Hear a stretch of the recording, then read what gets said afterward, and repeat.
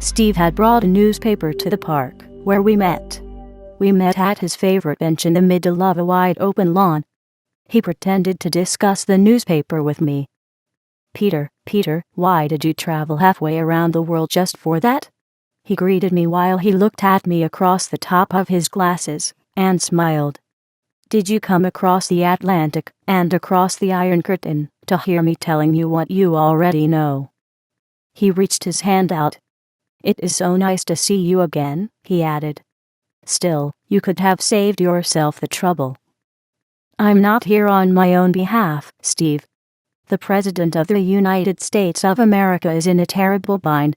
He is petrified with fear over the financial crisis. My boss wants to have your assessment as to what kind of danger we are in as the result of the financial breakdown in the West. He assumes that you have access to people who know how this development is perceived in the Soviet Union." Steve broke into laughter and immediately put the paper down, so as not to give the impression there was anything that funny in the paper. "My boss thinks that your network of friends in the scientific world includes connections to high places. Such a connection would be invaluable in this case. That is why I have come. Now, with this said, you can tell me what I already know." Steve began to laugh again. "Are you sure you are not trained as a comedian rather than as a diplomat?" "Don't make jokes about this, Steve. That's serious." I interrupted his laughter. I held my hand out until he stopped. "The president is afraid that the Soviets will exploit the weakness in the West that exploded onto the surface. He is afraid of a nuclear strike. In fact, he is so terribly afraid that he wants to preempt it. The first strike option is on the table, Steve. I am not joking. His advisors are pushing. They want him to preempt a possible Soviet first strike that they fear may be the Soviets' response to our weakness." Steve shook his head and laughed again. He folded his paper up and laid it on the bench beside him. "If this wasn't so serious, it really would be funny," I said cautiously in a tone of agreement. "The man is insane and incompetent," said Steve in reply. "There is an economic crisis unfolding. And he wants to turn it into a strategic one too. He wants to throw nuclear weapons around. That is no way to solve an economic crisis. I know this, Steve, but how do the Soviets see this thing? They are insane too, but not quite as insane. Remember, it was the West that pushed them into this nuclear war standoff in the first place." "I know this, Steve. But that doesn't answer how the Soviets are viewing our economic crisis, Steve. The delicate balance of power has suddenly shifted. Will the Soviets exploit it? Or are they afraid to, wondering if we are crazy enough to do something stupid to cover up our inability to deal with this crisis? That's the standard response in the imperial world, when things fall apart internally, isn't it? If the imperial's credibility is on the rocks at home, they make war abroad. That's standard imperial practice. That's what usually happens, and that's what should be expected in this case, as an American response. Surely, that's what the Russians should be afraid of ever since America became an empire." Steve just smiled like a father might smile that has to explain to a child for the nth time what is up and what is down. "Sure, there is a little crisis in the making. I hear a few rumbles in the markets, but that's all, Pete. The situation is not yet acute, and won't be for some time. We live in the modern world, Pete. We don't live in the Dark Ages. The USA is still the greatest economic and military power on the planet. Everybody knows that. It's not an empire yet, and will never be one, though many would desire it. The Soviets know this. They are not stupid. The big question is, do you know it? And the bigger question is, do you know what lies in the future if our insane and incompetent president continues to destroy everything that has been built, that we once represented? I shrugged my shoulders, silently. If America's economic disintegration continues, the Russians may have cause to be afraid of in the future, said Steve. Then they may act rashly, but not now.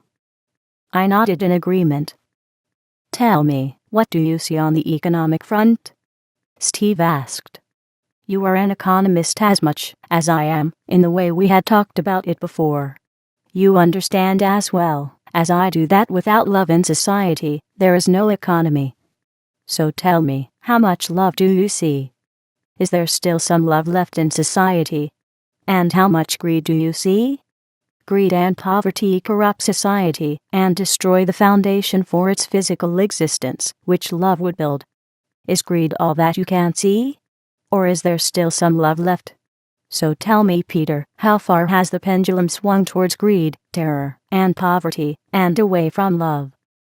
I told him that I saw a lot of evidence for both poles being represented.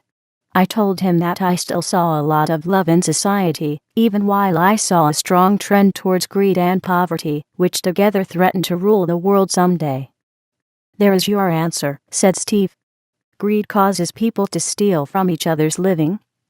And, as a consequence, people die inwardly as human beings, and the economy disintegrates. As a consequence, poverty adds to the effect. It impels people to become greedy by the corruption of fear. If a people lose their soul as human beings, they are bound to become fearful. People then become greedy out of fear that they won't survive in the long run. So they become corrupted. Yes, Peter, I agree, we see a lot of that happening now. We see the results of this trend getting worse bit by bit. The economies are beginning to collapse, and the financial system that represents them becomes more and more a hollow shell. But what do we see on the other side, Peter? Is there any love left in society that reflects the humanity of human beings? Is there any humanity left that powers the economies in which people enrich one another's existence, and their world, and their civilization? Is that all gone? It's diminishing, I replied, but there is a lot of it left. So, there's your answer, Peter. Tell your president that he's not facing an acute economic crisis yet. Tell him that the Soviets see this in the same way. But they, like I do, see the trend. So tell your president that he still has time to repair the system. Tell him that he has the opportunity to correct what is leading up to a real crisis that threatens to be greater than anything he can imagine. Tell him that he can make history and become a great president if he is courageous and takes a stand for the truth. This means taking a stand for all humanity.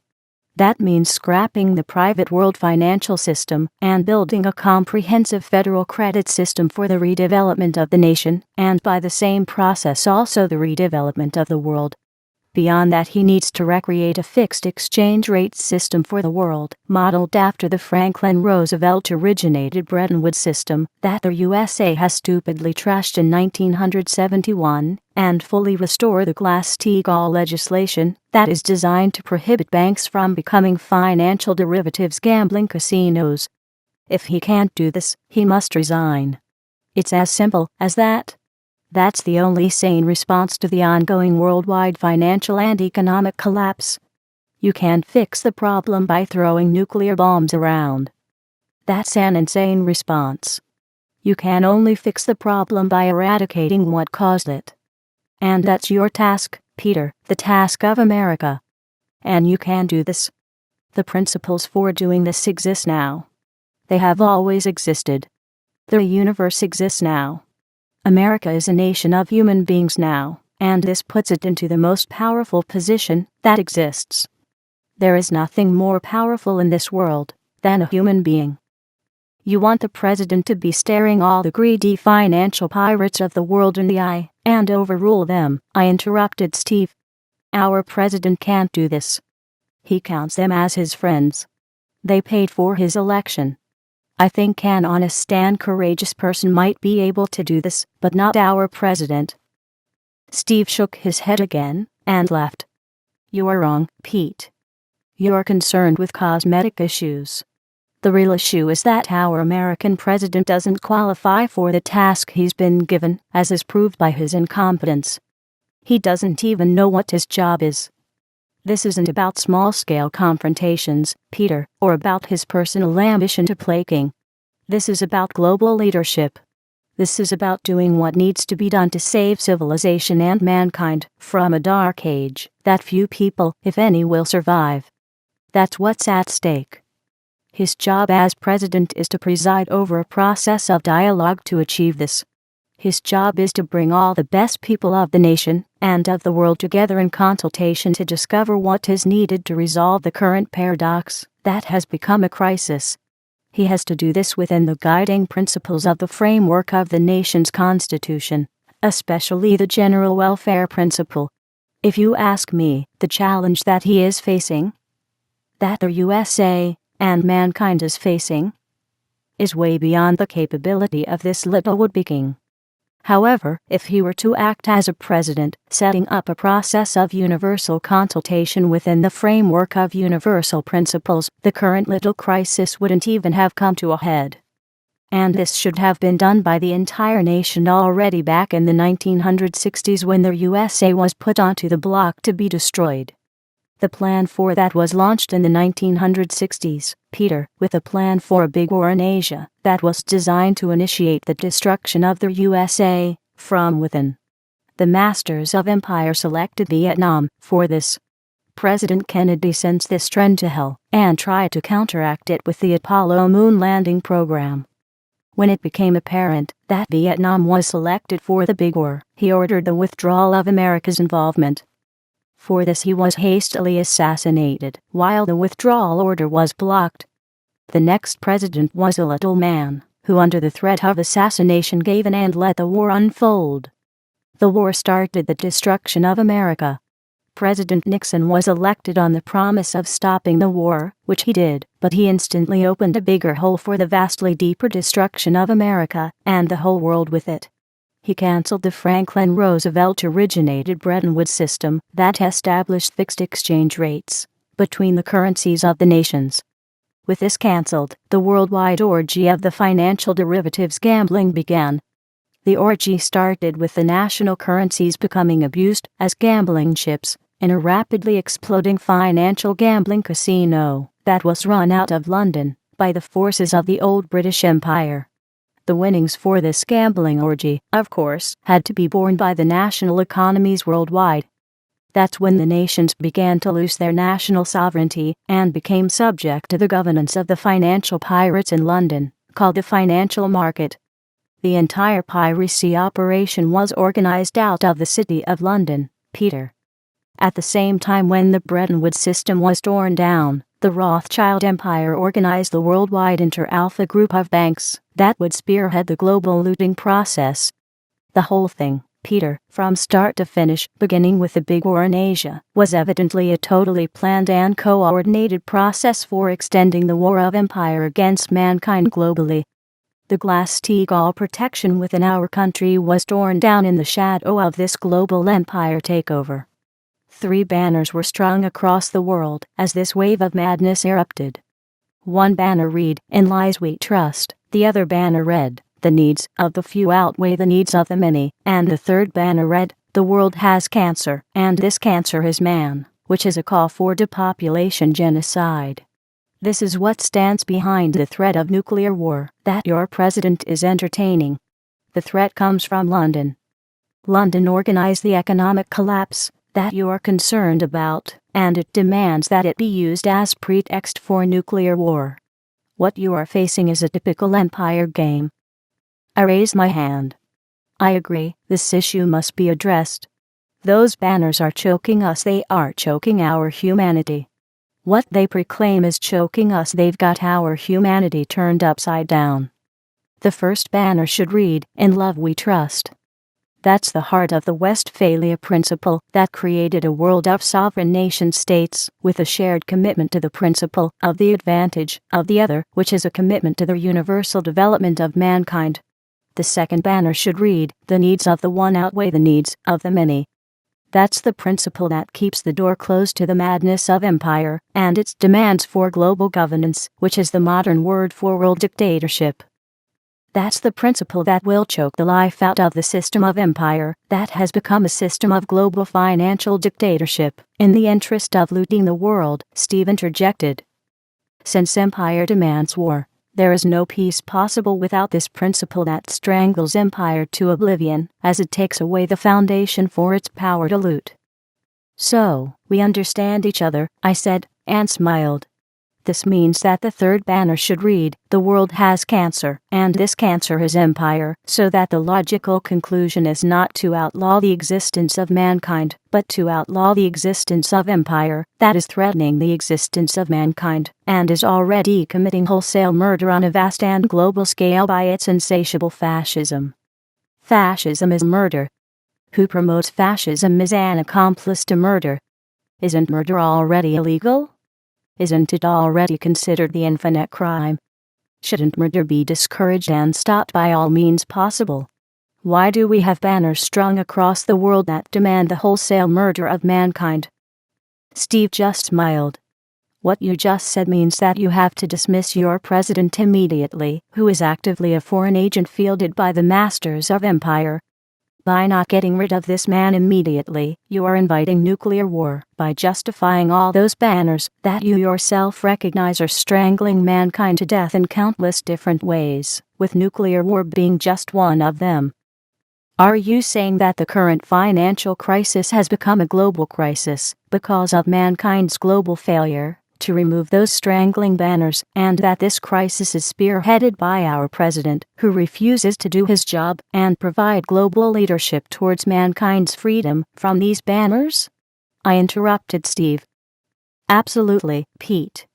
If he wants my advice as to what he must do, tell him that he must put his ego aside and then hire someone like me who can do the job for him. I know what the job involves. I know that he is not qualified. He knows this too. He is just too much of a liar at heart to admit it. He has lived for all of his life under the banner "In lies we trust." Also, Peter, warn him that if he fails to make this critical choice and refuses to put his ego aside and hire someone who is competent for the task, someone like me, someone who is given the freedom to act on his behalf, the economic collapse will continue to grow. Then we will have nuclear war unavoidably. Putting his ego aside is his only option that exists for saving the nations, with him remaining in office. Since this won't likely happen, with him being a liar, he has to be made to resign or be impeached. This has to be done now. The principles for these essential steps do exist. And you, Peter, should spearhead the project to assure that this gets done, because, as a human being, you are a giant in comparison with this great evil that has infested your government. Remember, Peter, evil is not a power in real terms. There exists not a single principle for evil in the universe, otherwise the universe would not exist. Evil is a negation. It is an empty shell. It is a hollow facade of arrogance and utter insanity. Evil is not a power in itself. It only wields the power it is given. It wields it mistakenly. However, mistakes can be corrected. This is your task as a patriot. One profound idea can break this empty shell of evil open, whereby its emptiness will be seen by the entire world. Yes, the president should resign. Of course he should, or be impeached, I said, but this by itself is no guarantee that the next man in line isn't an even bigger fool. By the president putting his ego aside, for which he would be honored in future history, he would act as a president and place the welfare of the nation into the foreground. This would set the stage for correct action, Peter, said Steve. Evidently he is not inclined to do this. And so, the crisis is bound to become critical. This crisis will blow up if nobody acts in time to turn the thing around. Absolute chaos will happen, Peter, as surely as the sun rises every morning. if no one takes the responsibility to shift the focus back from the current greed onto universal love, then we will face a major civilizational crisis. This might happen in about a dozen years.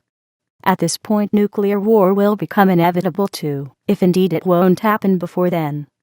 If people are corrupted by greed and by poverty, their life loses its substance. With every increment of greed dies a bit of the substance of society's love that powers its economy and uplifts and protects civilization. Greed, of course, is promoted by empire. Greed is empire's real name, followed by its second name, which is fascism. As a consequence of remaining latched to empire and its greed, the American economy will collapse, and the world economy with it.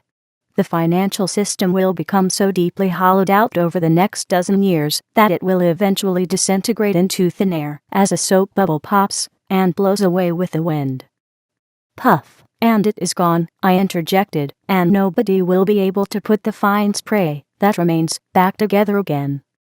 So Peter, tell all of this to your president.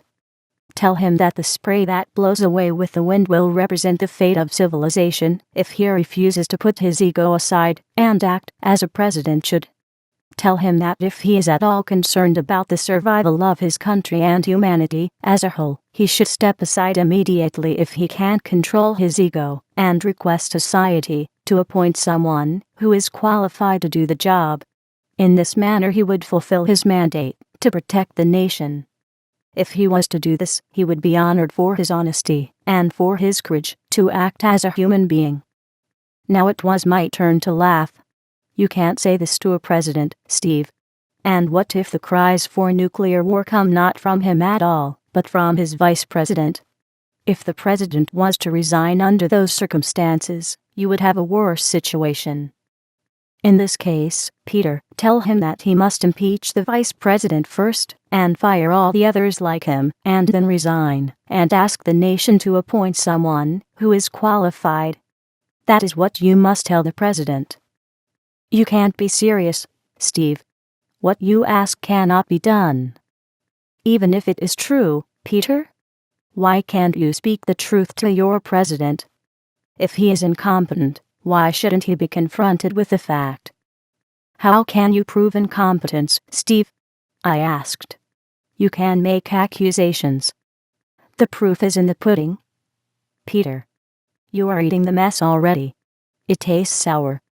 That is why you have traveled across the Atlantic all the way into communist Germany to talk to me, because the pudding tastes sour.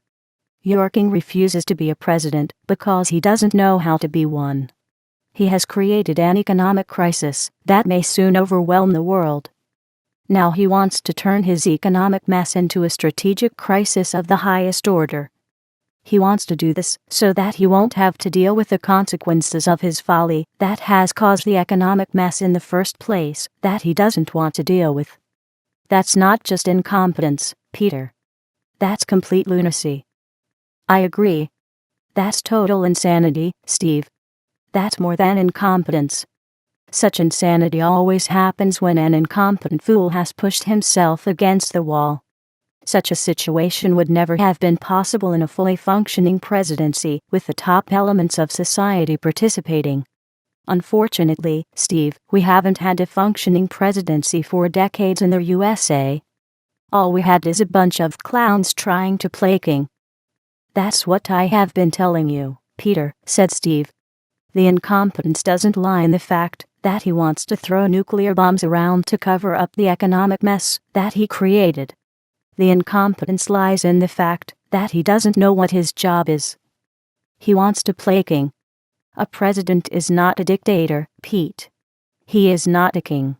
As I said, the U.S. president is not a hired dictator king who rules over the nation. According to the fundamental design of the American Republic, the elected president is a person that has been hired to initiate and preside over the process of collegial consultation. His mandate is to facilitate the process of dialogue within the framework of the principles of the nation that have been clearly laid down in the Constitution. His job is to bring the nation together onto the lateral plane, where universal principles rule for the general welfare of the entire nation. His job is not to divide the nation by partisan actions, but to bridge the partisan division. His job is not to dictate to the nation's best people what to do, but to empower them to contribute to the welfare of the nation in the best way they are able. In order to do that, he is mandated to stage a collegial consultation process right across the nation's most able professionals, its most experienced scientific and military leaders, and the brightest leaders of its institutions, including the business leaders, spiritual leaders, social leaders, judicial leaders, and so on. In this process of lateral collegial consultation, the president is mandated to assure that the fundamental principles that the nation is founded on, its constitutional principles, like the general welfare principle, are upheld and respected. In this sense only does the president become the leader. He thereby becomes the facilitator of the self-leadership of the nation. The American presidency is by design a laterally operating institution. With the currently sitting president not knowing what his job is, he has effectively scrapped the presidency and has made a dictatorship out of it. In effect, he has technically resigned his job and moonlights blanking, which he has no mandate for.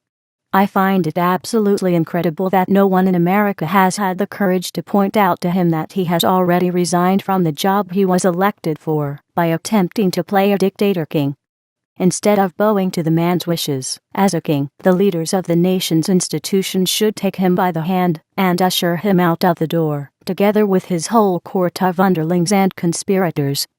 That is why our forefathers have created for us a republic with a presidency to protect the nation and the world from such king-playing nonsense. So, my advice to you is to get rid of the man who doesn't know what his job is. Usher that idiot out of the door, Peter, together with his whole court of underlings and conspirators, and hire somebody who understands the job and will do it. What are you saying, Steve? I said and raised my hand. Do you expect me to confront the president face to face and tell him that he is an incompetent fool, that he doesn't even know what his job is, and that he has in fact already resigned his office by not doing his job? Do you want me to tell him that the moving van is already on the way to take away his personal belongings? To merely suggest such a thing would end my career, that has barely begun, even my remotely hinting at it. The man has wrapped himself in layers upon layers of assumed powers, like every king in history has. Many courageous men in history have had their head chopped off in response to a mere gesture by the king.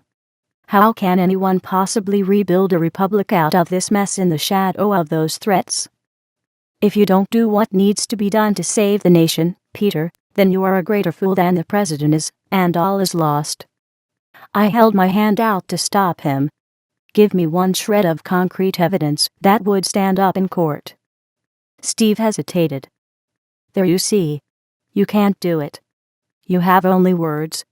Who is the real fool then? I said, and began to laugh. You won't laugh in a few decades from now, Steve interrupted me. If nothing is done, you will see the end of civilization, and you will remember with shame that you found it impossible to do what is necessary for civilization to survive. Just look at history.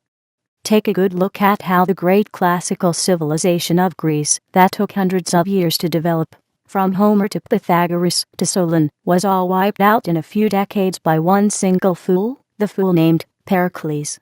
Look at how countless many had died in the endless-seeming Peloponnesian Wars.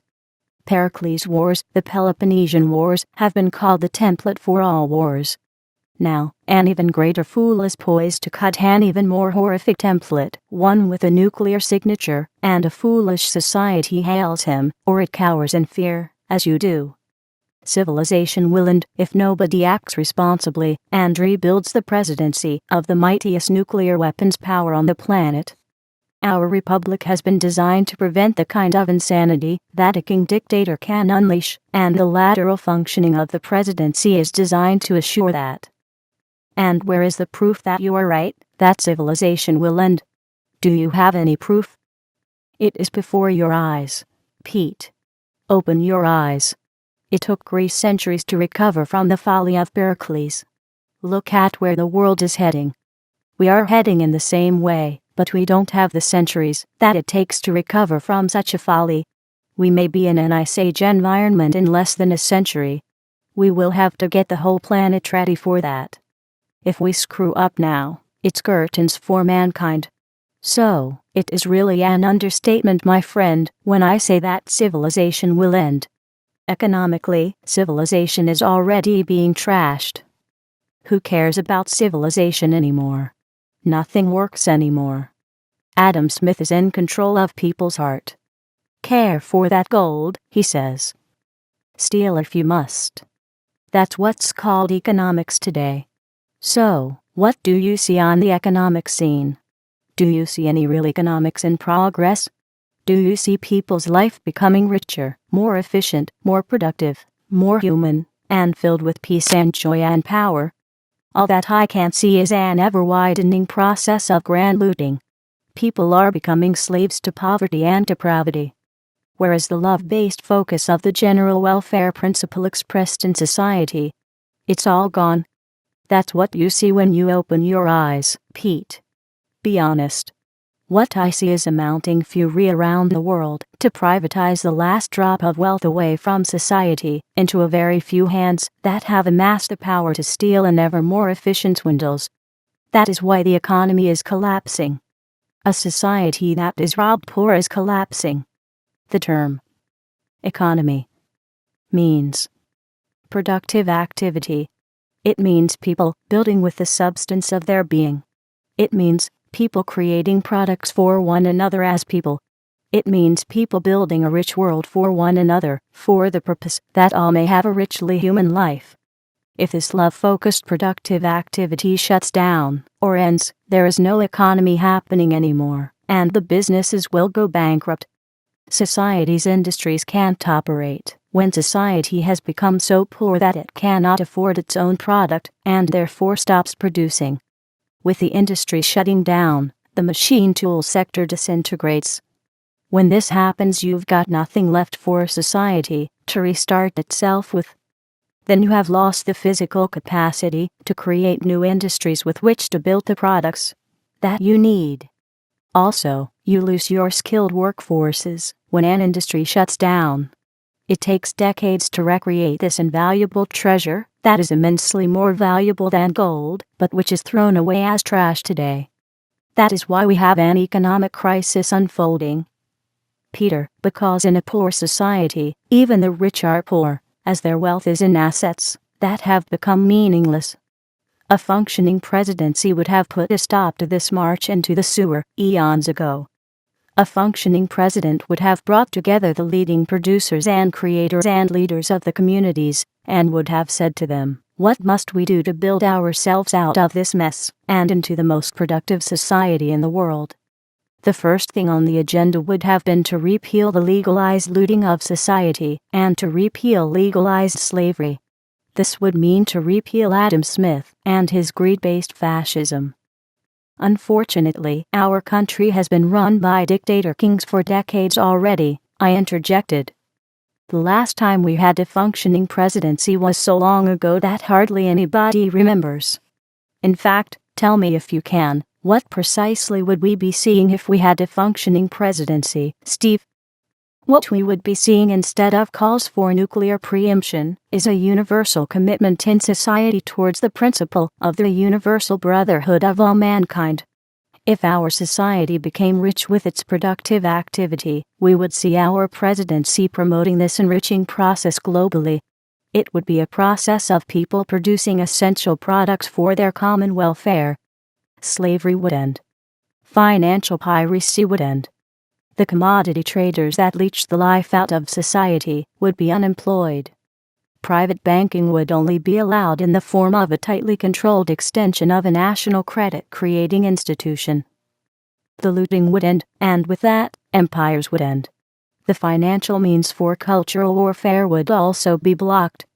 As a result of that, wars would end. Society would be conditioned to trash its nuclear bombs rather than its people.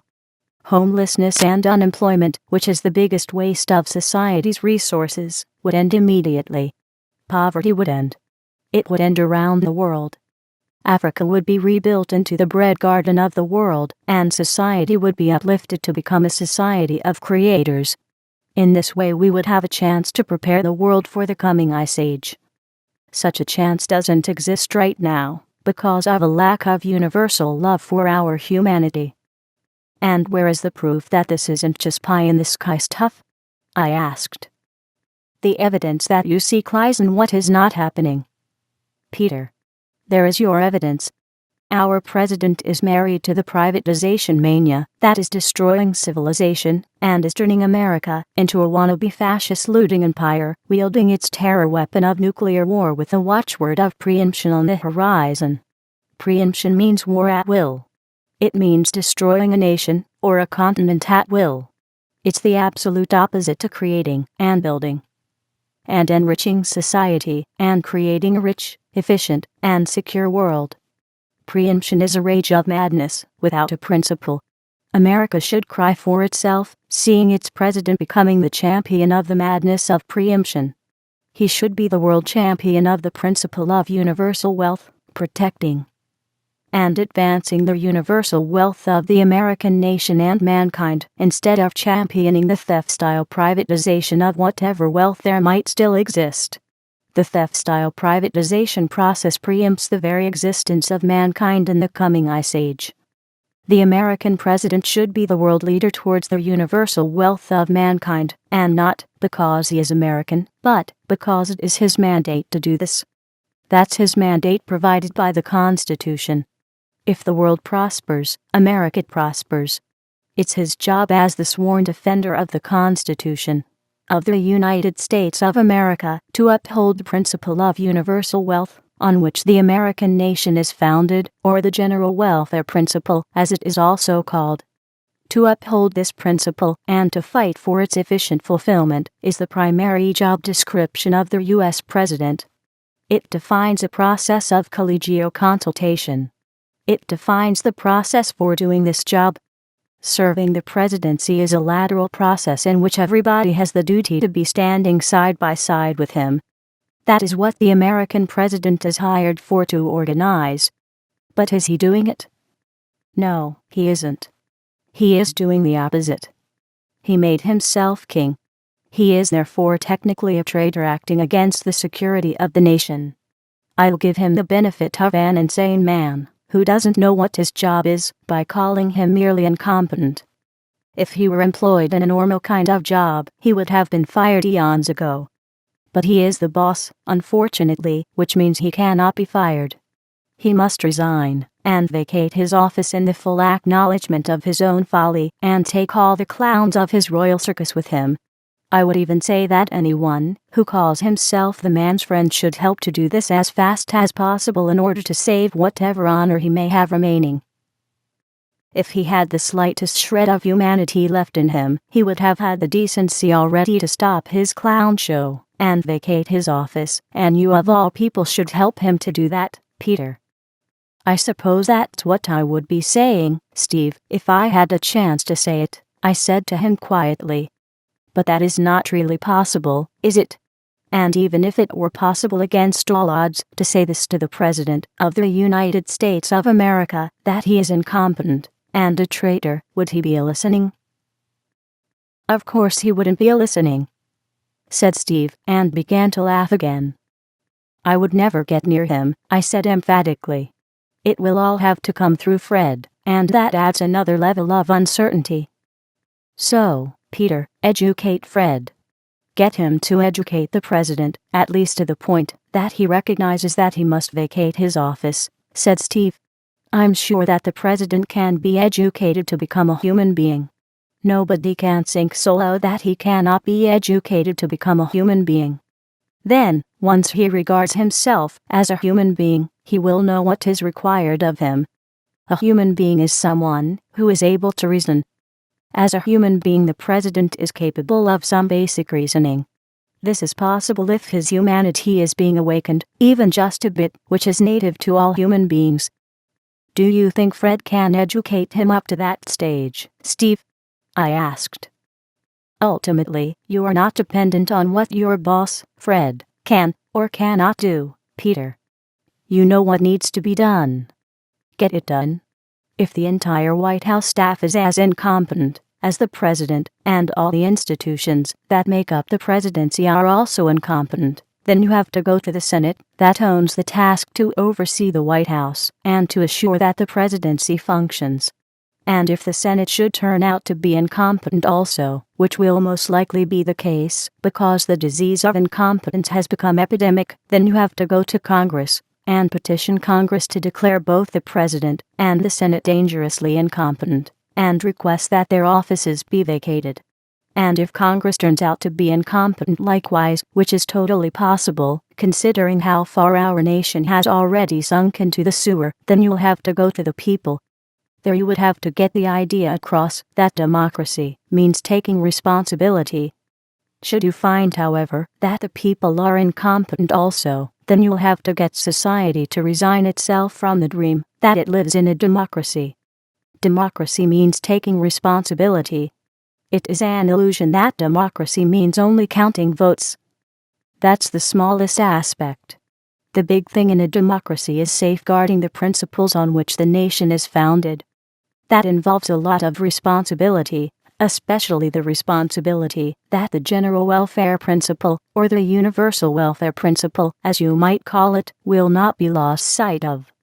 Civilization is defended and advanced in the course of defending and advancing these principles. I shrugged my shoulders. I told Steve that I agreed with him.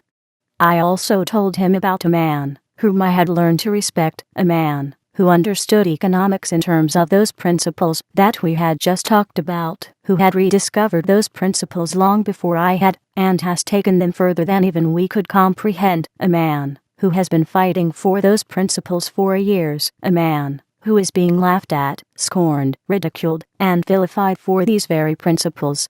I told him that this man has worked for years to inspire the governments of the world to get together and set up a new Bretton Woods-type monetary system with fixed exchange rates among nations, the same as we would propose to the president. That single step of creating a new financial architecture for the world, all by itself, would stop the privatization of the nation's wealth into the pockets of a few pirates. It would do wonders for the recovery of the world. I told Steve that this man tells the world that this step forward would create a foundation for equitable trading by which all nations could begin to redevelop again economically into a community of productive societies. I reminded Steve that the old Bretton Woods Agreement is a part of our history, which the USA had pioneered. We had created it. We had set it up under the direction of President Franklin Delano Roosevelt, one of the few real presidents that we had. But it has all been trashed. Under our would-be king traders, who never really working but under links to the empires, our once noble USA killed its brightest contribution to global prosperity. It did this in 1971 on the advice of its imperial masters. Not on the advice of its masters, Peter. Steve corrected me. This was done under the direction of its masters. The treachery itself was carried out at the hands of traders, who acted with the full consent of the trader king. America had once built the culture of civilization into a great bulwark. America had inherited the principle for this idea at its founding, which itself was rooted in the background of the great European Renaissance that came out of the Peace of Westphalia in 1648. America has remained vulnerable to traders ever since, because its society doesn't understand what a treasure it has been given with the founding of the American Republic. When leadership becomes incompetent, the gates open up to traders. Isn't that so, Steve? That's why the man I spoke of is demanding efficient leadership in adherence to universal principles. His name is Lyndon LaRouche, but nobody listens to him. He's the best economist we've got, but if you mention his name in America, people will sneer at you. Steve just laughed. You don't know how wrong you are, Peter. His name is spoken throughout the world with great respect. It's the most often spoken name in my network of friends. His ideas, his discoveries of principles, have become the benchmark against which economics measured in the real scientific community. That goes for Russia, India, China, Italy, South America, Mexico, and so forth. There isn't a place on earth where his name isn't known, and is held in high esteem, and is honored for his stand on universal humanist principles. the most prestigious institution of science in Russia, for instance, has named the leading-edge measurement in physical economics in his honor for his contribution. They have called the measurement the LaRouche unit. Do you know what people are saying to that, Steve? I interrupted him. They call him a cult leader, with worldwide cult followers working for him in his cult. If America had heard what you just said, they would accuse you, as being a slave for him, as one of his cult.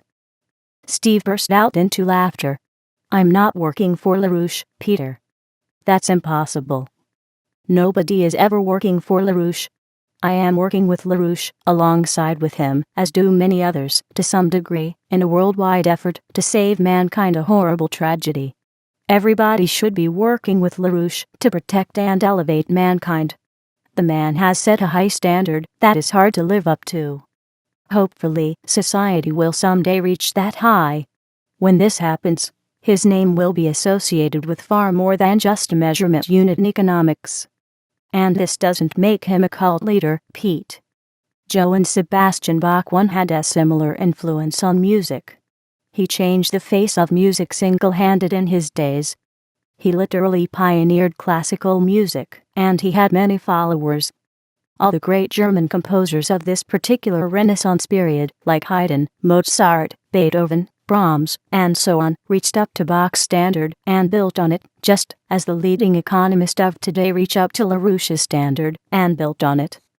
But did you ever hear anyone call Bach a cult leader simply because he had many followers, or heard them refer to Haydn, Mozart, Beethoven, and Brahms as cult followers?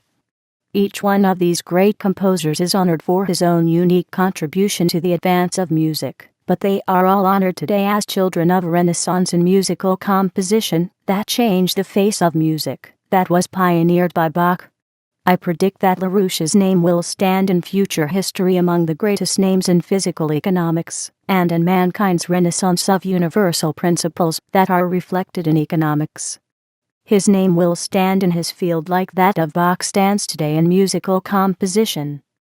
I nodded and smiled, but didn't interrupt him this time. LaRouche's name will also stand synonymous with agape, the principle of universal love, Steve continued. If you want to see what a cult leader looks like, Peter, you have to look elsewhere, but you won't have to look far. You only have to look at today's zookeepers of the Imperial Zoo of Underlings. There you will find cult followers, the living dead, who were once human beings who have laid down their life to kiss the boots of their destroyers. That is where you'll find the cults and the cult leaders, but never in a Renaissance environment. Cults are simply not possible there. Only America is stupid enough to trash its most able pioneers and slander their name with LaRouche's name standing at the forefront of the slander, I replied. But when you hear slander, that's not America speaking, Peter. What you hear is an echo of the senseless noise that comes out of the clown circuses of the traitor kings. People latch onto this noise and make a melody out of it. That is how we lost all of what we had been, I said to Steve in agreement. Who in society cares anymore about what we had once been? We were once called the beacon of hope for the world, and the bastion of liberty. We've become the opposite, Peter. We've become economic terrorists, the most hated people on the planet. If what you say about LaRouche is true, then LaRouche is the only beacon of hope we've got left. Actually, I think we've become worse than the opposite of what we once were, said Steve. I nodded.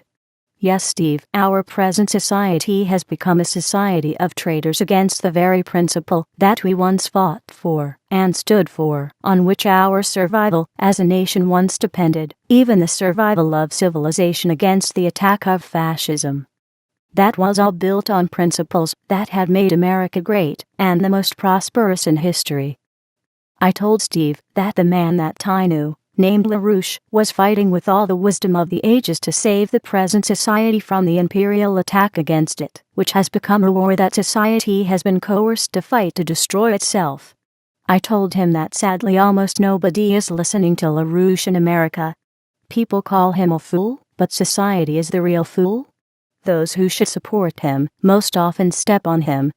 We've become traitors against our own cause, Steve. Steve raised his hand. Stop right there. At least slow down, Peter, and think about what you are saying. I for one would not make this accusation. The American society is not a society of traitors. We, that is society as a whole, may be fools. I can agree with that. But traitors? No, Peter, this is not possible. A traitor acts with intent. Society never intends to harm itself. It may do so in an act of utter folly, being misled by people whom it foolishly trusts by not taking the responsibility to discover the truth for itself.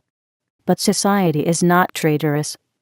As the German poet Goethe has put it in his famous play, Faustus, a good man always has got the divine spark within him regardless of the most foolish acts and desires that a man is duped by blind folly to pursue. Thus society may have become slanderous, and so it trials the man who would save it, and who will save it. In real terms, this riling and slandering means nothing, Peter. It has nothing to do with the truth that the man represents and the principles he upholds. Even if the whole of society errs, as it does in rejecting those truths and those principles on which our nation has been founded, the collective error that is involved, no matter how deeply it is accepted as the truth and how widely it is embraced, doesn't cause that error to become the truth. The most tragic error will always remain what it is, but a tragic error. By recognizing that society's deadlock can be broken, it will be broken. Of course, people like you, Peter, can prove to be a valuable asset in this fight for the truth. Who in society should the president appoint then, Steve, if the corruption of society into utter folly has run so deep that it slanders its most able defenders? If the president were to vacate his office tomorrow, together with that of the vice president, whom would he appoint in his place? Would he appoint LaRouche, a competent contender, but one who has also become the most slandered man within the walls of the White House? Such an appointment is hardly possible, is it? So, whom would the president put in his place if he were to vacate his office? Isn't society just as bankrupt as he is, by which the field of contenders has become rather narrow? After all, society is complicit in putting a complete idiot into the country's highest office in the first place, and then allows that man to play the role of a traitor king. Don't trash society, Peter. That's all I can tell you. Society is all that we've got. If it is sick, let's heal it. Shouldn't we rather heal the presidency, Steve? Wouldn't that be simpler? That's not possible, Peter, for as long as society remains sick. Until there is a healing in society, the presidency won't likely function as it is designed to function. As the result of this failure, the presidency becomes the throne of the self-appointed king of the world that society wants to see. Steve laughed at this thought as if it were the biggest joke of the day. So, whom should the president put in his place, Steve? I interrupted his laughter. No, Peter, let me turn the question around and ask you, whom would you put in his place, Pete, if you had the power to decide? Who is competent to do the job when the field of the contenders becomes as narrow as a razor blade? Do you know anybody? Steve chuckled and smiled. LaRouche, of course. But that's like dreaming. Steve, isn't it? No, Pete, that's not dreaming. That's merely a challenge. It didn't used to be like that the roster of valid contenders is so tragically empty that you find only one single name on it. If the field of valid contenders has become as narrow as a razor blade, then we are facing a tragedy. I can also tell you this, Pete, if I were that man LaRouche, I would feel terribly uncomfortable in his situation. I would scream at society and say to it, it isn't fair that you fools put me into a position like that. What I represent should be the rule, not the exception. If this challenge had been met in the first place, Steve, then I would have had no reason to rush halfway around the world to talk to you about Russia. There would have been no mad response to a crisis that isn't even a crisis yet. Steve continued my sentence and laughed. Nevertheless, Peter, there are still some people around who live by the principle of universal love and the principle of the universal brotherhood of all mankind, people who are known for their love for humanity, Steve continued. Those are your contenders. You will know them by their commitment to the general welfare principle that our country was founded on. Search them out. Listen to their heart.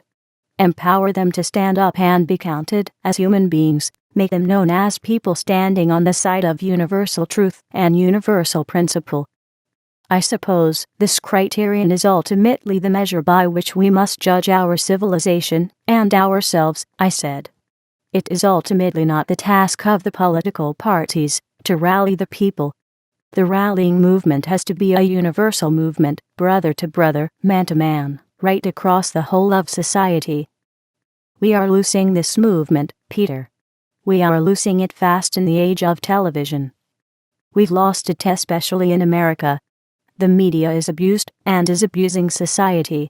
If we continue to lose the humanist factor in our world, as is now happening, there will be soon no civilization left for us and no economy down the road. Then America will be an empty shell, without an auto industry, without an airline industry, without an aircraft industry, without railways that function, without a viable farming industry, and so forth. Nor will America have the resources to rebuild itself. It is fast becoming a country without a machine tool industry, without a steel industry, and without a functioning energy and transportation infrastructure. Everything that any society needs for its national physical recovery has already been bankrupted by looting. We would have to start from square one. Even education has been largely destroyed. We don't have the skills left to reindustrialize and rebuild the nation. Nor will we have any banks left in existence that haven't collapsed when the financial system disintegrates. That's the future we will face if the president doesn't resign, if indeed we will have a future that isn't preempted by nuclear war of his choosing. The main reason for getting the President King and his crowd to vacate their office is damage control at this stage. That's the reason. Nothing less than a complete victory and getting back to a position of sanity will do. This means that the President King and his entire entourage has to go. What if one were to demand the president to change course, such as to cancel all of the free trade looting that is going on in the world? Wouldn't that take the heat off? That's no longer enough, Peter. The die is cast. It is not that easily uncast. No one in the world trusts us anymore. America needs to demonstrate its complete rededication to what it once represented, such as reforming itself back into a presidential republic from its present form of a king-dominated imperial world dictatorship. The world environment cannot be rescued without a fundamental change in its leading nation, involving a total reversal to sanity. Do you want me to demand this of our president, for the greater benefit of America and the whole of humanity? I said to Steve. Do you want me to demand that he create a national bank like Alexander Hamilton did, which provides focused financial credits for the reconstruction of our nation's industries and infrastructures, and that he encourage the rest of the world to do the same? If this is what you are looking for, as a fundamental reversal, don't hold your breath. Such a pursuit would be political suicide for him, even if he wanted to do that. Our President King has no power to do such a thing. The private financial empires that are controlling the world own our would-be king. No new president would be free from that, or have the power to do anything, except what he is told. Every president-elect is destined to become an underling to them. The very mentioning by anyone of shutting down the private world financial empires and to replace them with a public financial system would be political suicide, no matter who would say those words. Steve just laughed. A president is an underling only when he doesn't fulfill the role of a president in defense of the general welfare. Wouldn't you want to see a person in hustings who cares enough for his nation to risk political suicide in defense of the nation? Wouldn't this be better than the threatened national suicide that the present traitor is pursuing by wanting to throw nuclear bombs around all over the place? Steve asked. Still, I am not asking for miracles, Peter. I am only asking for the apparently impossible that is not impossible for a human being to achieve. Steve became immediately serious again. It would not be political suicide for the sitting president if he were honest with the nation about his incompetence and were to step down. He would be able to do this if he understood his incompetence and the universal principles that he cannot live up to. An honest and sane human being would take that step for the sake of the nation, because nothing less would be sufficient to save it from a potentially great tragedy. If the president were to step down under such conditions, he would be honored for it. He would be honored for his love for the nation. The principle of civilization is the principle of universal love. Nothing will ever alter that fact. In any case, that really is the only thing that can rescue us from the doom we are rushing towards as an increasingly insane society, added Steve, and paused. The doom, of course, can be avoided, Steve added. The gloom, unfortunately, is already here. The time has therefore come to work our way out of it. When society, with the president included, loses its love for one another as human beings, Steve continued after a long pause, then society loses its human soul and becomes fascist. The end of the strain cannot be anything else but another dark age, in which few of the people living today will be able to survive. It's as simple and as bleak as that, said Steve. In an ever deeper reaching economic collapse, wrecking the physical infrastructures that are needed for the existence of society, and this overshadowed with tens of thousands of nuclear bombs, mankind will be lucky if as much as 1 billion people survive in this coming dark age. And this resulting world population of 1 billion or less, my friend, would still be 100 times greater than the world population was during the last ice age, when food was scarce. Mankind will be lucky if 10% of this dwindling population will be able to survive the coming next ice age, unless it rouses itself to build the vast technological infrastructures that would enable it to protect its food supply from the cold, such as placing agriculture into indoor facilities. That's the bottom line, Peter. That's what's at stake. That's the challenge. And that, my friend, defines also the nature of the tragedy of our present age, because I don't see any preparations being made towards this needed Ice Age renaissance. Society tears each other down, instead of building each other up. It is set on a course of destroying itself. That's the only movement that I can see. And it is getting stronger. This, my friend, is what I find becoming critical. Society is on the warpath against love. And without love, a nuclear holocaust is guaranteed. We are not there yet, but we are on the warpath. I shook my head, more bewildered than frightened by what he had said. Don't shake your head, Peter, you should know all of this, said Steve. We talked about this the last time you were in Leipzig.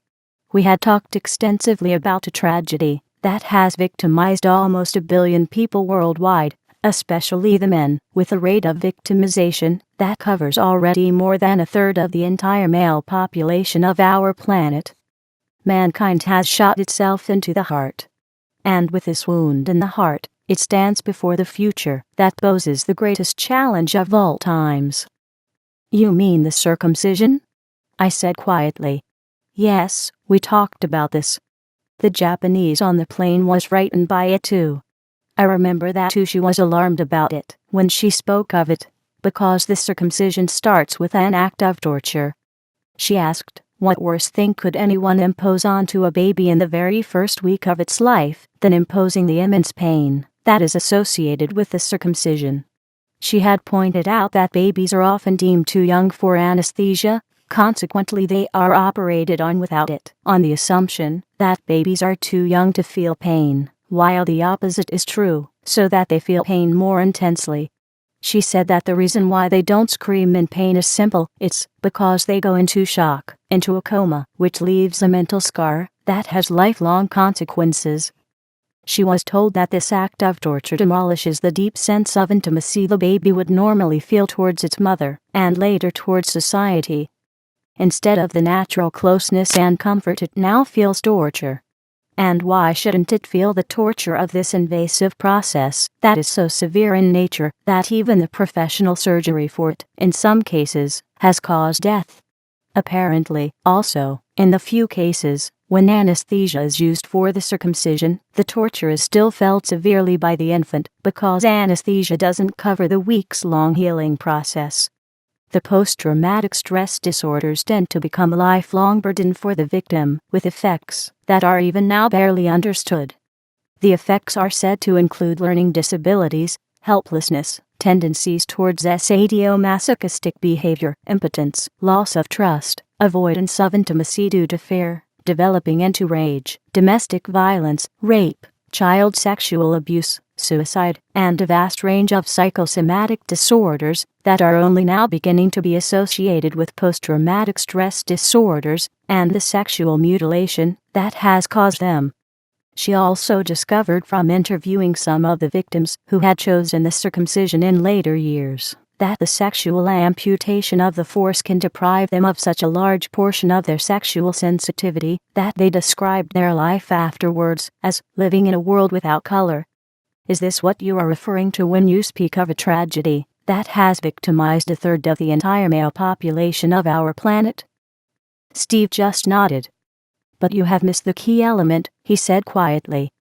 The circumcision creates more than just a personal tragedy, Peter, when it robs the victim of a large portion of the natural sexual sensitivity that a human being is endowed with.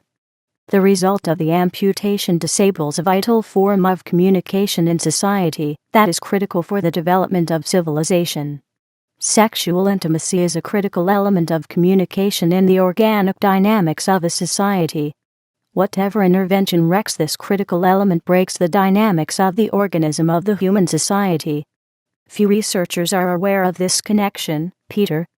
They look at the end results, and those aren't pretty. They see the victim suffering from what one might call a culturally inherited mass psychological disorder. The victims typically have a grandiose sense of self-importance, are preoccupied with fantasies of unlimited success, power, brilliance, beauty, and distorted ideals of love. They believe that they are unique and special, above all other people, cultures, and other races. They seek excessive admiration with a strong sense of entitlement. But even as they almost demand this slavish attention, they are interpersonally exploitative and lack empathy towards others to the point of being arrogant and haughty in behaviors and attitudes. This seems to be the general consensus of a wide range of people that the researchers had interviewed who had coined the term inherited mass psychological disorder for the resulting victimization. And this, my friend, has more than just personal consequences. It affects the entire society, as you can already see in America now. It wrecks a society's relationships dynamics, its communications dynamics, which is already disabled to a large degree by sexual isolation. And this is more frightening than you can imagine, Peter. I am in contact with a group of leading-edge medical researchers in Novosibirsk who discovered that massive close communication at the cellular level in our body is key to our very survival. They discovered that a massive amount of biological communication is happening between the heart and the brain, especially from the heart to the brain, that may be key to the regulatory dynamics of our body. While they don't know yet how this dynamic system works, they feel that it is of critical importance, otherwise it wouldn't exist. It stands to reason, therefore, Peter, that the human society, which is likewise a living functioning organism, is critically dependent on the same kind of dynamics in intercommunication, especially at the sexual level. Just look at what happens when this communication is culturally interrupted over long periods going back millennia. It shapes entire nations. It affects the whole world. The very first account in the Bible, where the circumcision is mentioned in the context of social relationships, is an account of utter tragedy. Do you mean the historic story in which a daughter of Jacob fell in love with a young man of uncircumcised city? I interrupted Steve. Her brothers wouldn't allow this unless the men in the city would agree to be likewise circumcised, which they agreed to, as I remember the story.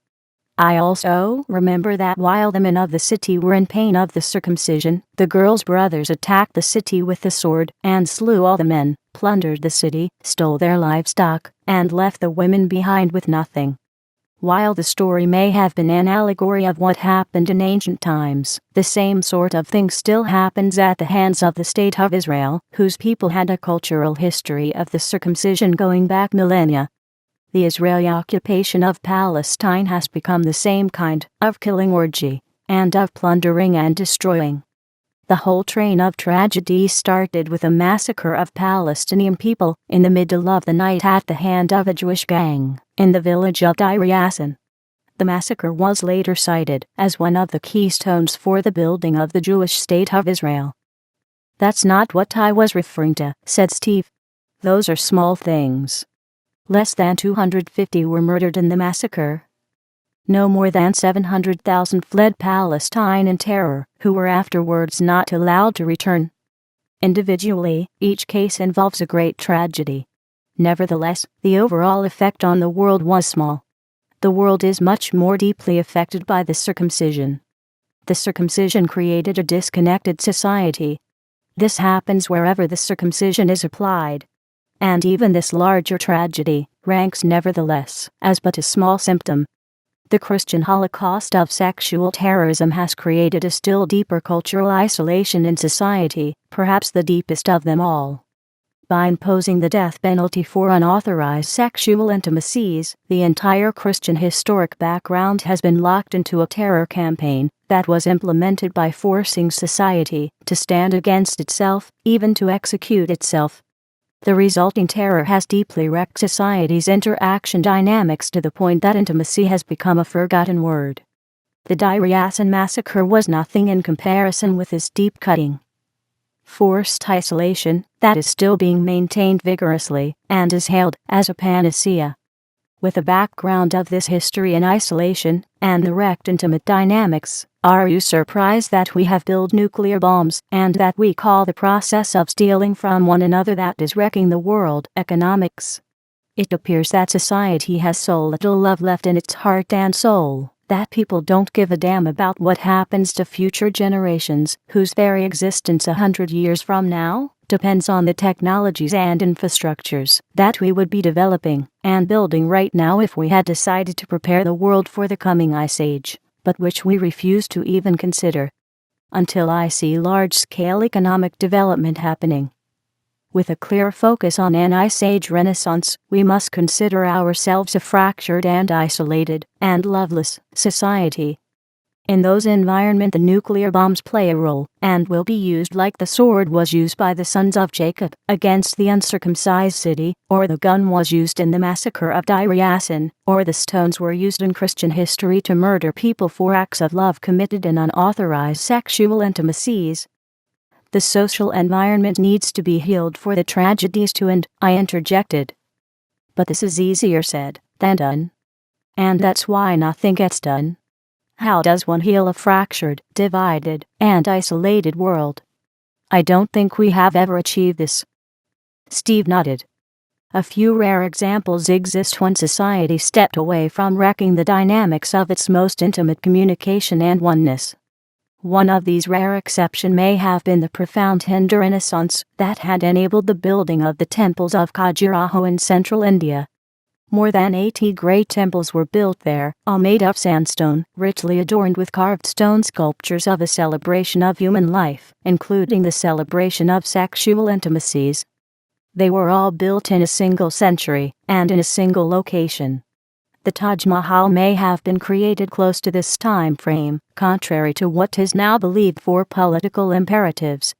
The creative and productive power of society is a measure of its civilization, and this is always closely linked with sexual and social intimacy. "Aren't you singing a bit of LaRouche's song by saying that, Steve?" I said to him. "LaRouche repeats this song like a broken record." "And why shouldn't he, Peter? The truth is the truth. Except he uses different words and a different focus. He speaks of the principle of the general welfare and builds on it. He doesn't focus on the dynamics of intimate communication through which this principle comes to light. His perception of the principle of economics reflects the principle of universal love. Economics is the principle of the universal brotherhood of mankind, made manifest as the principle of the universal welfare of society. If one loses these principles, one loses what supports civilization, and with it one loses what supports society's existence. LaRouche sings this song loud and clear, and he has no choice but to repeat this song until somebody is listening.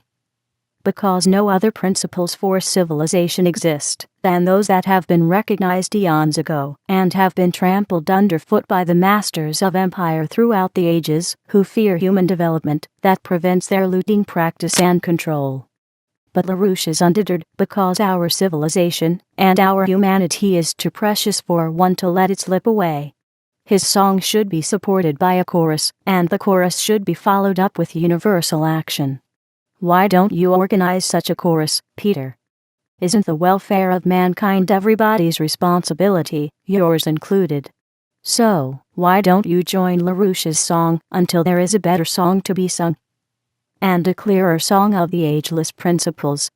If nobody is singing the song of the principle of universal love, in its countless different variations, should we be surprised that the world is rife with fascism and has become a dangerous place? But you are also wrong about something else, Peter. LaRouche isn't saying anything about the coming Ice Age. The Ice Age transition may be still 100 years away. Nobody knows for certain when it begins until it begins. LaRouche concerns himself only with clear-cut facts supported by absolute evidence. In this context, his main concern is the immediate crisis and the critical decisions that must be made to get the world out of the immediate mess that is strangling it. If we run away from this immediate task, then we have already lost. If society fails itself at the current critical point in history to reclaim its territory away from empire that has become its ideal, which is synonymous with reclaiming its soul and its humanity, then, by failing in that, society opens the floodgates to war, economic collapse, fascism, and greed. Once we get deep enough into this, there won't be enough left of a human society for the Ice Age to have an impact and make matters worse. When a society is dead inwardly, nothing else matters, so that not even the potential death of 99% of mankind in the coming Ice Age raises anybody's concern. And that is where society stands today, Peter. We live in a world where society is inwardly dead, and is hailing insane kings who play games of genocide and wield nuclear bombs. And that's the way it is all over the world at the present time. The difference that people imagine to exist between the Western world and the communist world, in terms of their individual games of Armageddon, is merely cosmetic. The game is the same everywhere, because the game master, who controls the game in every nation, is the same. It's the invisible hand of the old British Empire. The game masters have all the puppets on their strings, and they dance as they are told. Sure, the Soviets are not trigger-happy at the moment, but tell your president that somebody else might be whom he least expects. Someone like himself. Tell him that there won't be any peace on the horizon until an active peace can be won from the grassroots level up in a world without empire. And this stakes us very deep, deeper than his little mind can imagine. The Newt can't get any worse, I said, and laughed. I know that LaRouche's goal is to get us through the immediate crisis, so that we can rebuild ourselves civilly, economically, culturally, and scientifically. Without this rebuilding for a start, we can't even begin to tackle the Ice Age challenge. I'm quite aware of the deep hole that society has dug for itself. Right now, there seems to be no rebuilding on the agenda. The train is rolling towards depopulation and genocide for depopulation. The destination is a world with no more than 1 billion people remaining alive in it, in which the masters of empire would feel more secure. This means that our house is on fire, civilization is being burnt to the ground. LaRouche's message to mankind is, you fools, put the fire out. If the house is on fire, you've got to put the fire out before you can think about upgrading the walls. Once the crisis is dealt with, then you can put the walls on the agenda. His concern is to protect civilization, to keep it alive in the way we have it now, as a starting point, and this without losing sight of the larger problem. And that's a tough act to follow, Steve. Nevertheless, Peter, if we lose the fight to protect our civilization at this critical juncture, there won't be a second option possible to protect mankind from the coming ice age. It won't matter then whether the next ice age begins in 50 years, or in 150 years, or in 1,000 years. If we screw up and destroy our world and ourselves with nuclear war in the present time frame, for example, or with economic destruction, mankind's potential for dealing with the recurring ice age becomes squandered and irrecoverably lost. This means that we don't run away from the needed ice age renaissance by focusing on the current mess. Fixing the current mess will then be merely the first step. This first step is what LaRouche is actively focusing on. He is trying to put the fire out before the house burns down. He is trying to uphold the principle of economics and promote it in any way he can. The bottom line is that we can't get away from this principle. We live with it or die ignoring it. That's what LaRouche is fighting to get society to recognize. He is really fighting to uphold the principle of universal love. He may be the only person in the political arena fighting for this principle and everything that's built on it. I'm sorry, Steve, I interjected. I didn't recognize that. But you are right. Every advanced society that we've encountered in history has been founded on some form of universal love. Human development, and that evidently includes economic and scientific development, goes hand in hand with the development of goodness. The more we develop our humanity as human beings, the less evil will pervade our society, and the richer will our civilization become. I agree, that's a fundamental universal principle. That's something that we cannot get away from. Oh, we can get away from the principle of universal love, all right, Peter. We've stepped far away from it already, but not without those consequences that I have mentioned earlier. That's what I mean, Steve. We can't get away from this principle. One way or another, we are tied to it. All of that will be recognized, Peter. I am glad you are beginning to wake up to it. Of course it will be recognized. It is the truth, Steve. It needs to be recognized in our time, Peter. We cannot afford to lose our civilization. That's the platform for our existence. If that goes, it's game over for 99.9% of mankind, if not for all of it. The problem is that society has become so dull with playing games and putting itself asleep with illusions, destructive entertainment, violence, and hate campaigns that it is hard for society to gain even a glimpse of its potential humanity. I agree, Steve, in the end the truth will be recognized, but right now we are asleep to it. The truth may, however, be recognized with bitter tears in the end when we miss the boat and find ourselves defeated. Sure, it will be recognized with bitter tears, I interjected, perhaps sooner than we think. Just let our president and his clowns drop even one of our tens of thousands of nuclear bombs, and all hell will break loose. It will be like stirring up a beehive. The bitter tears will then flow like rivers. They are already beginning to flow on the unemployment lines and on the streets of the homeless. Yes, and the tears will also be flowing in acknowledgement of our stupidity when it becomes too late to pull ourselves out of the mess that we have created. I doubt that, said Steve, and began to laugh.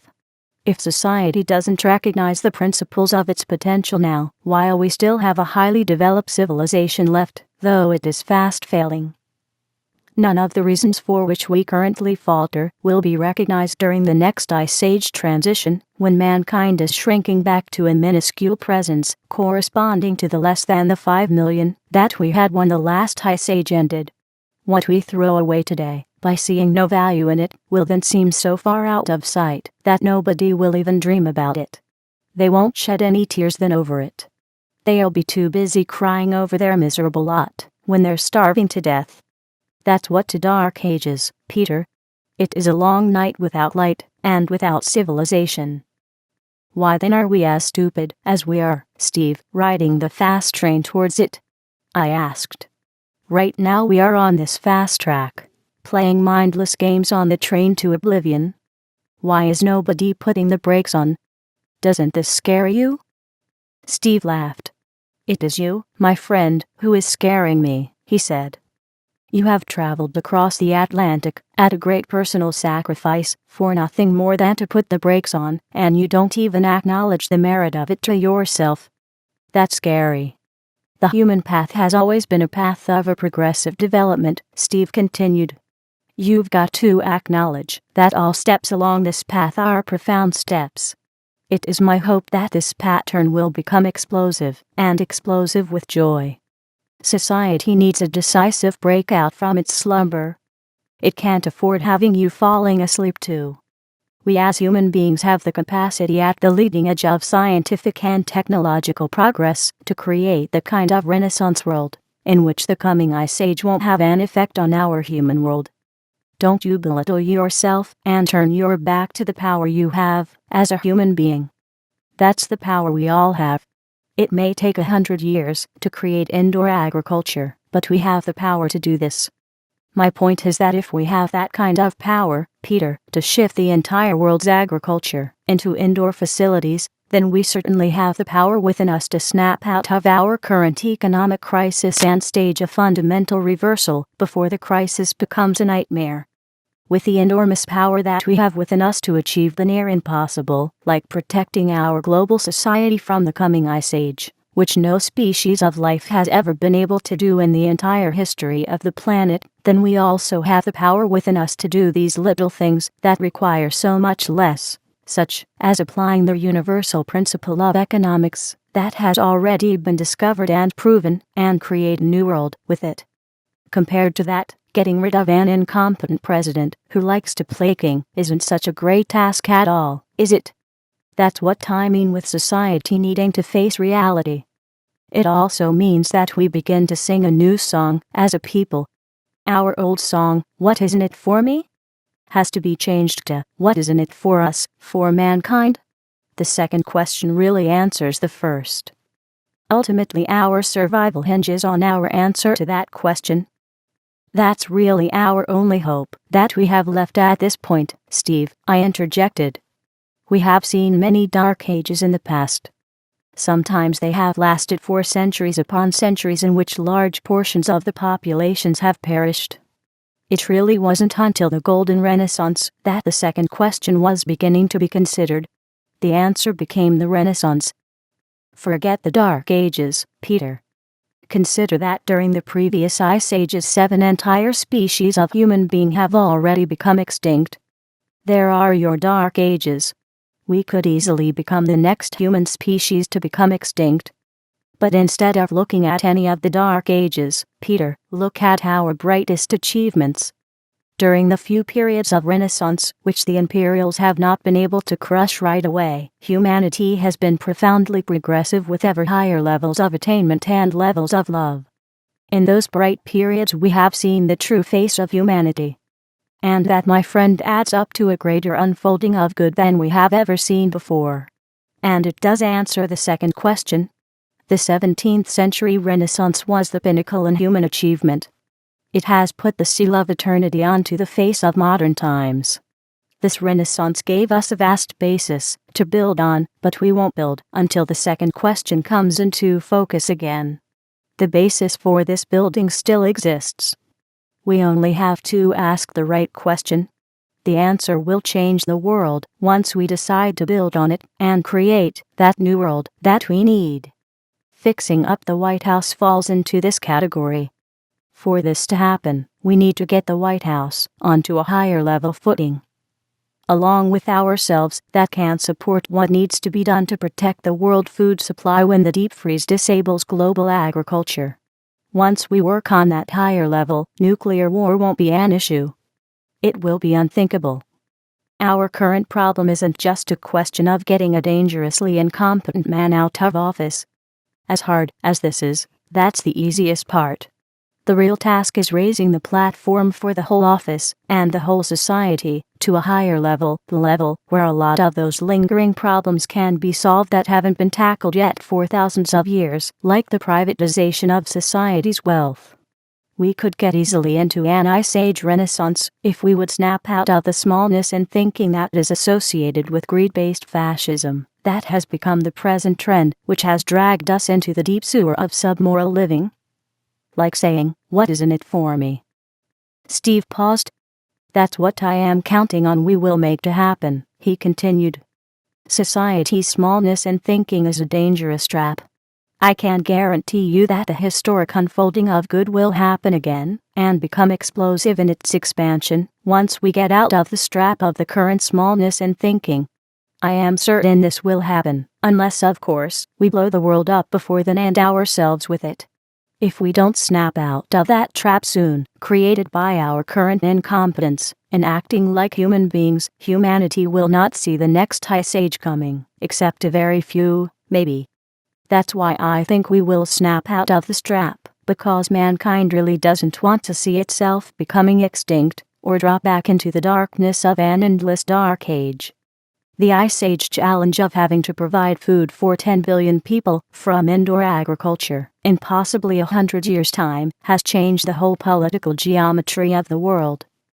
The greatest battle for human survival in the entire history of mankind is before us now.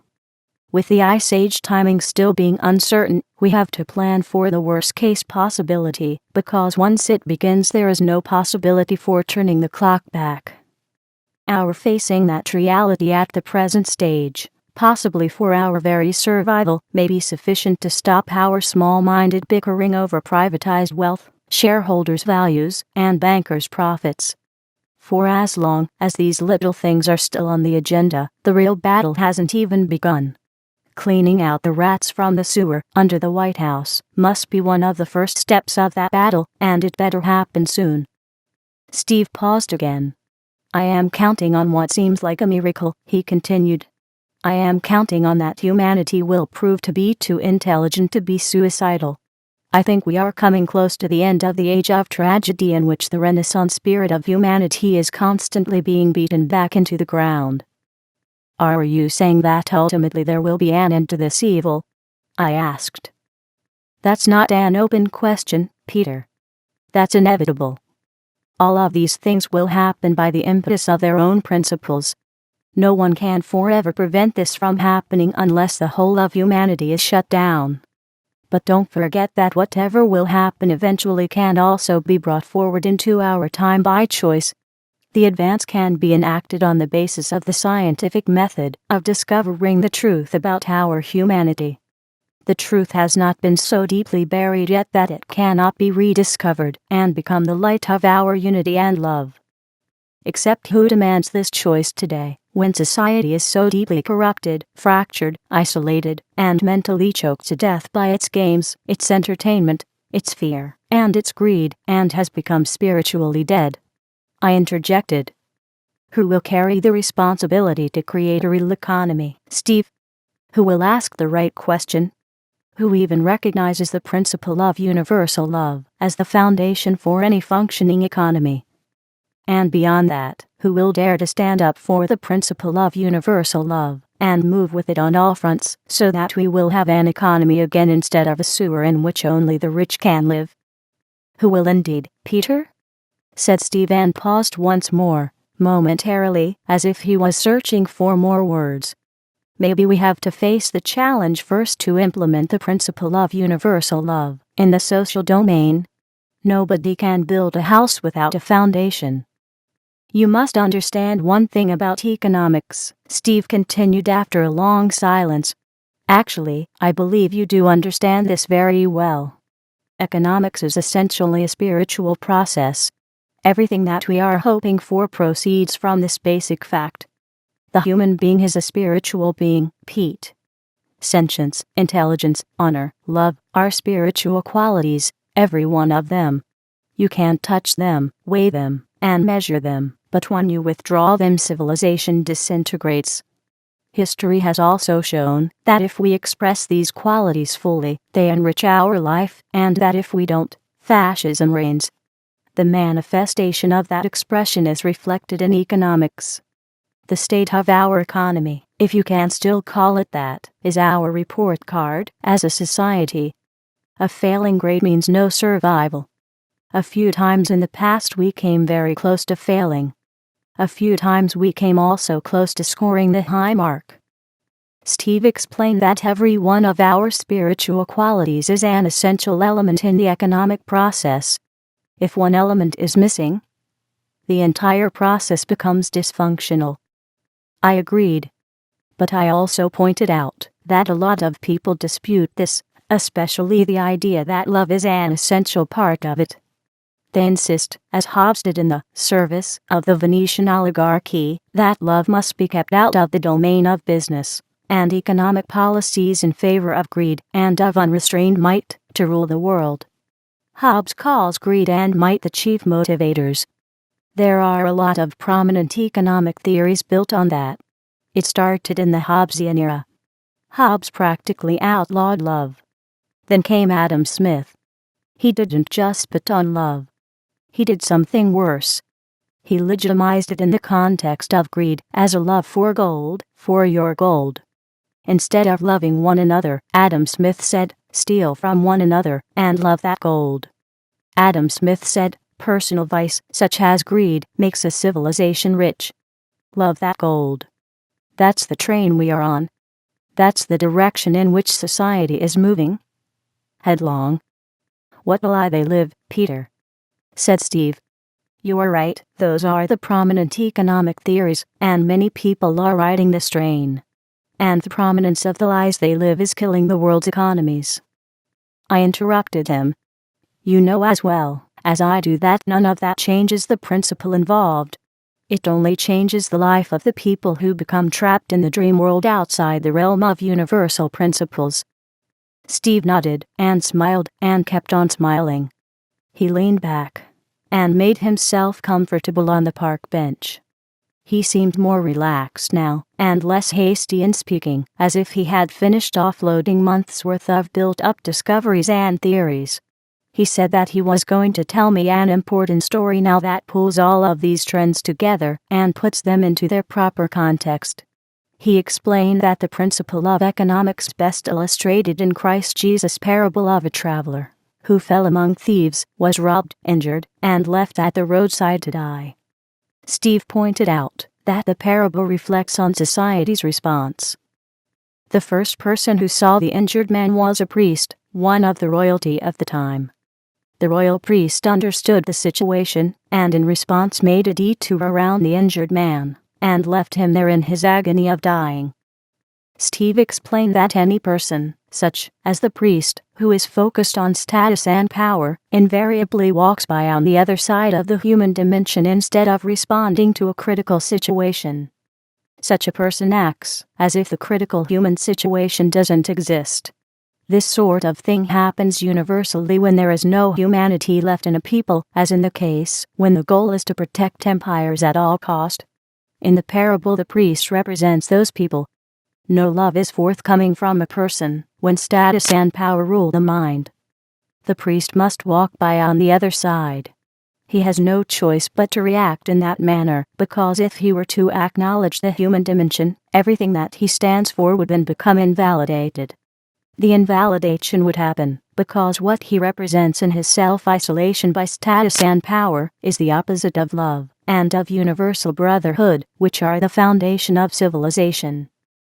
Next in the story came a Levite, one of the greedy rich, the self-centered, the sensual slave, whose vision doesn't extend beyond his nose, which he buries all too often into other people's business, when there is money to be made. The Levite responds in the same manner as the priest does, and for the same reason. Steve explained that greed excludes love, honor, even intelligence. He said that it makes people blind to their humanity. The Levite pretends not to see the human dimension of the unfolding tragedy, because to acknowledge it would likewise invalidate what he stands for. It would destroy the imagined glory of his greed and his sensual slavery to it, and so forth, which can only exist without love. Next comes a Samaritan, a very human person. He is a person without status, or power, or greed, or any self-centered slavery. He comes without anything that denies and hinders a person's humanity. Such a person lives by the principle of universal love. Naturally, the Samaritan, being such a human person, responds in a human way. He cleanses the injured man's wounds and takes him to an inn, and there provides whatever is required for the man's full recovery. He acts like a human being. That's the Treaty of Westphalia, which is built on the principle of the advantage of the other, which is just another form of the principle of universal love. He responds to his humanity, the humanity that we all share, which he evidently values and loves. Steve explained that by the Samaritan's actions the world becomes a richer place.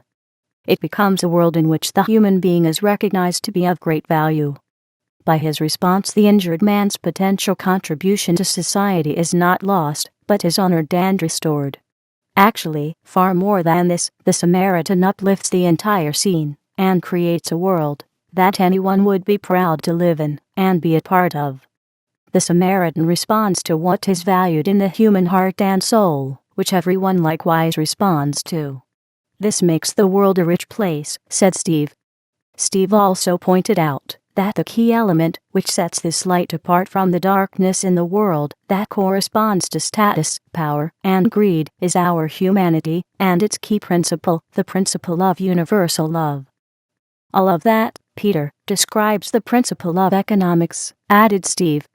For as long as the key spiritual values are kept in the forefront in the human heart, which are all manifests of the principle of universal love, in various forms, the economy functions and life becomes rich. But when that spiritual focus decays, the economy collapses. So it will always be, Peter. It is as simple as that. And the clearest indicator that such a regression towards a collapse is currently unfolding is the loss of love that we are seeing more and more happening. Steve pointed out that in this context, Christ Jesus omitted a vital factor in the story of his parable.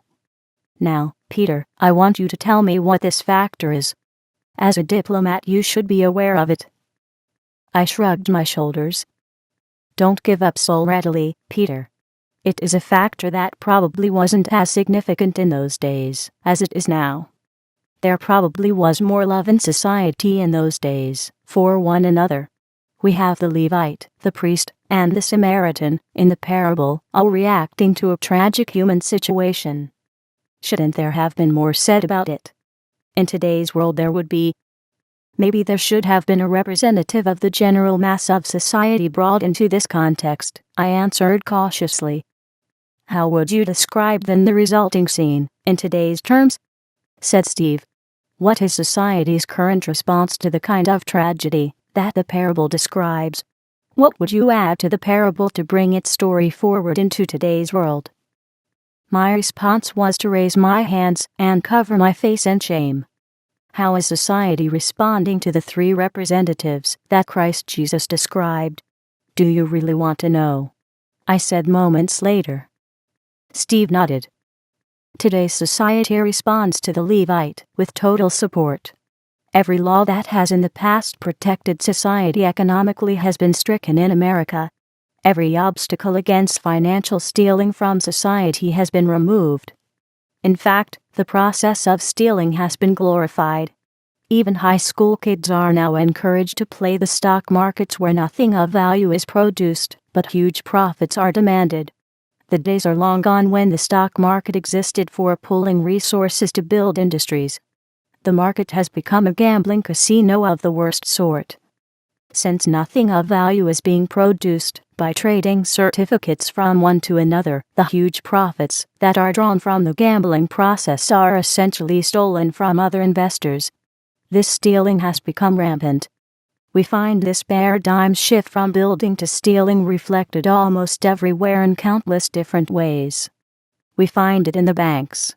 The banks kill you with service charges for a long list of different reasons, while the processes for which the outrageous fees are charged are all automated processes. The fees represent theft. Everybody has now joined the bandwagon of charging fees for which no real effort is provided in return.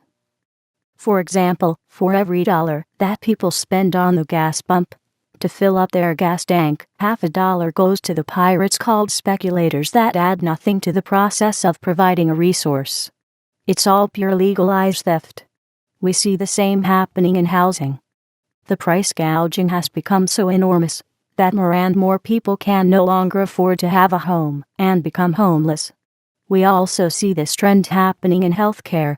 It is becoming more and more an economic death sentence for many people to become sick. We also see the trend in wages that are forced lower and lower while the executives are writing themselves multi-million-dollar paychecks and golden retirement packages. And all of that massive stealing is protected by society. I would have a fourth person included in Christ Jesus' parable. The fourth person would represent society. That person would intercept the Levite that walks by the injured man and impel him to go back to the tragic scene to find out if there might have been something of value at the scene, no matter how small, which the previous thieves have left behind. Steve nodded. That takes care of the Levite, he said. Now tell me, what would that fourth person's response be towards the priest in today's world? What do you see happening in America on this front?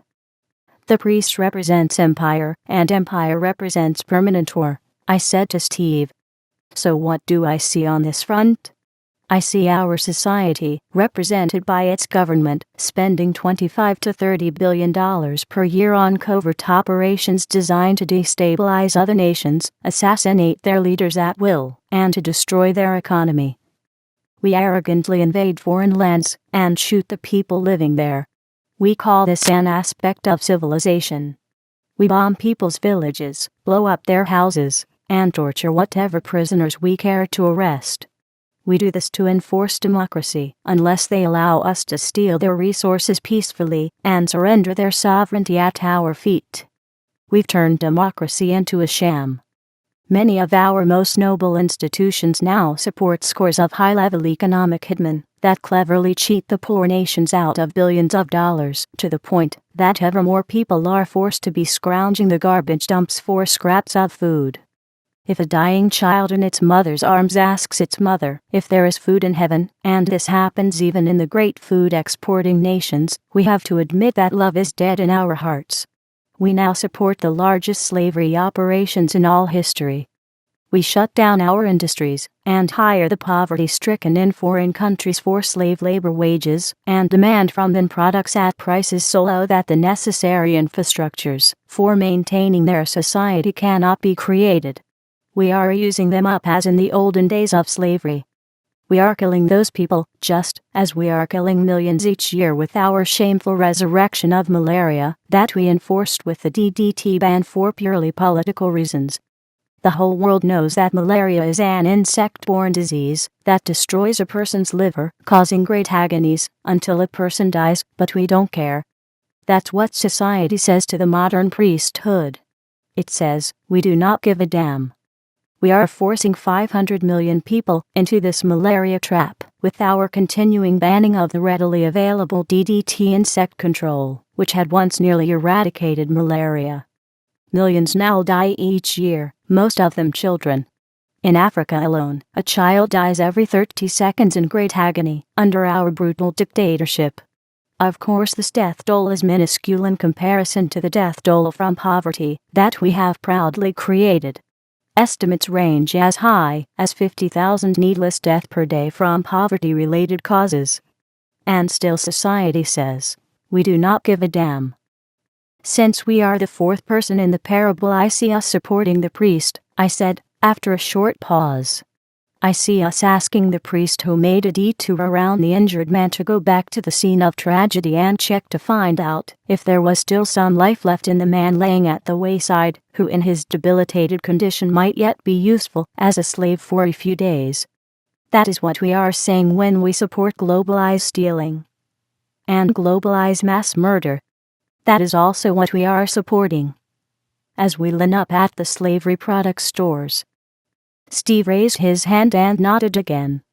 That takes care of the priest, he said. How do we respond to the Samaritan in today's world? How does society respond to someone like the Samaritan? We spend $30 billion a year to destabilize the world and destroy humanity, and many more billions to finance wars, and even more than that on games and entertainment of violence and horror, I said quietly. How much do you think today's society spends in support of those who have dedicated their life to elevating society, to enriching its humanity, and to ennobling its culture? How much do you think, Steve, the American society is supporting its leading pioneers in the development of a wider sense of love? I paused, motioning Steve to answer. Steve just laughed. A crumb too small for a mouse. He nodded. That's how Dr. Seuss described this kind of mentality in his tale of How the Grinch Stole Christmas. That's how small society's love has become, Steve, I agreed. It's become shrunken down to a crumb that's too small for anything. Society calls the people crackpots, who would elevate it out its unfolding crisis. Society abhors people who don't subscribe to the same petty smallness that it has become mired in up to its neck. Obviously, it doesn't give a penny. Those who fight for a new renaissance and for a new just world economic order are called crackpots, and nobody gives a crumb that would satisfy even a mouse. Society doesn't give a damn, not a penny indeed, except for very few people that give all they can possibly give, and that, my friend, in the global context in comparison with a mounting crisis, is a crumb too small to make any difference. It's too small for a mouse and an insult for a human being, said Steve. So, how would the Samaritan of Christ Jesus' parable be met today by the representative of society? The fourth person in the parable would meet the Samaritan with disdain for his daring to endanger the dark world of inhumanity, I said to Steve. One outspoken supporter of the DDT ban was honest enough to point out that he supports the ban because DDT enables too many people to live. Strangely, society hails those people who idealize the dark world of human decay, and it meets with disdain those who would lighten the world. Actually, society acts much more harshly. LaRouche was dispelled from society, slandered, persecuted, and cast into prison, where he was set up to be killed, which nearly succeeded. And even from prison he continues to fight to awaken society to the principles for a richer world. I added that Christ Jesus once indicated what the fate of the Samaritan would be in a world ruled by darkness, empire, and greed. The response that he saw in this world became reflected in due course in his crucifixion, I said to Steve. And that's what I still see. The crucifixion of the advance guard of humanity continues to the present day, and might not end for as long as the words empire and power are spoken on this planet instead of the words humanity and love. Steve nodded again. He pointed out in reply that there has never been a sustained period of time in all the history of humanity in which one finds a richly flourishing world where one does not also see a profound expression of the principle of universal love bringing our humanity to light. He further explained that he has never seen a single case in which a society was focused on the principle of universal love, and where people were found desperately poor and pervaded with fascism. He said that these two aspects, prosperity and love, always go together. One won't find prosperity without love. What appear to be exceptions are illusions. Steve also said that the opposite is true as well. Whenever society rejects the principle of universal love, it invariably embraces fascism and greed, and finds itself desperately poor, and dying in agony. Steve pointed out that other combinations are not possible. He said that it is impossible to combine total opposites in the real world.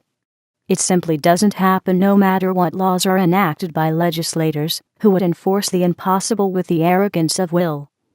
A rich fascist society will never be found on this planet because it is impossible for anyone to sidestep the most basic principle of economics, which is rooted in the principle of universal love, which is the opposite of fascism. That is why every empire in history is typified by the priest and the Levite, and that is why all the empires have failed throughout history, and the Samaritans are feared by the imperial crowd, and are persecuted and imprisoned, said Steve. But society, the fourth person in the expanded parable, does not have to react as you have described it. Society has the critical option to banish the priest and Levite from its world, and to support the Samaritan. It is critical for society to choose this option because we are fast reaching the point where nothing works anymore and society itself is beginning to collapse. You are saying then that the onus for enriching society ultimately doesn't fall onto the shoulders of government? Is that what you are saying? I said quietly. Of course that's what I am saying, said Steve. The onus falls on society itself. The governments always reflect society. How strong is society's love for one another? That is the real question. If society embraces itself in that love, no government can launch a war or impose policies for private stealing and set the stage for the death for millions.